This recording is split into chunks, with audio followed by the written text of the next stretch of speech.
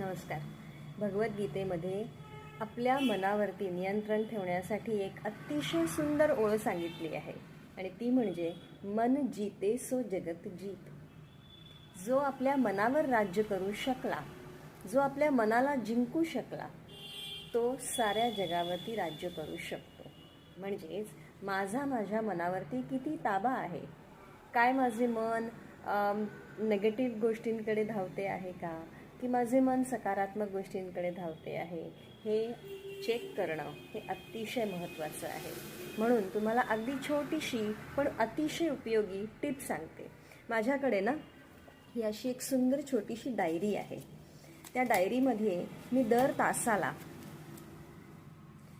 तासाला पान उघडून त्याच्यावरती डेट टाईम टाकून मी लिहित असते की आत्ता माझ्या मनात काय विचार चालू आहे, कोणत्या भावना येत आहेत.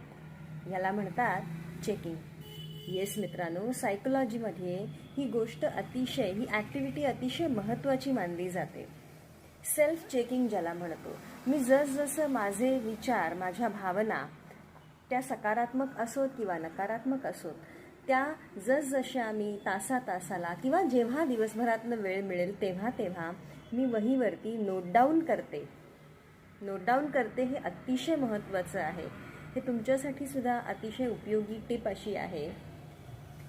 नोट डाऊन करण्यामुळे होतं काय की माझ्या मनात जर नकारात्मक गोष्टी असतील तर मला त्या बदलण्यासाठी त्याचा फायदा होतो. म्हणजेच नेगेटिव्ह टू पॉझिटिव्ह हा चेंज करण्यासाठी मी माझ्या मनाचं चेकिंग करत असते.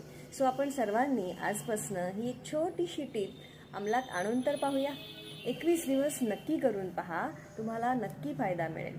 तारीख आणि वेळ, ठीक आहे. आपल्या भावना म्हणजेच आपले विचार, थॉट कोणता चालू आहे अगदी त्या क्षणाला, आणि फिलिंग्स काय आहेत. Even you can write emotions in the form of happiness, sadness और ओके है ना.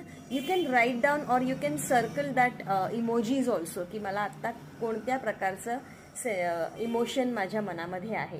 सो मित्रांनो, चेक करा आपल्या मनात कोणते विचार चालू आहेत. चांगले असतील तर कंटिन्यू करा, आणि जर नको असतील तर नक्की त्यांना उपटून टाका, त्यांना परिवर्तन करा. Negative to positive changes very important. तरच आपण आपल्या मनावरती राज्य करू शकतो. मनावरती राज्य करणं म्हणजे फक्त एवढंच आहे की आत्मारूपी राजा मनरूपी इंद्रियाला कंट्रोल करतो. मी आत्मा आपल्या मनाचा मालक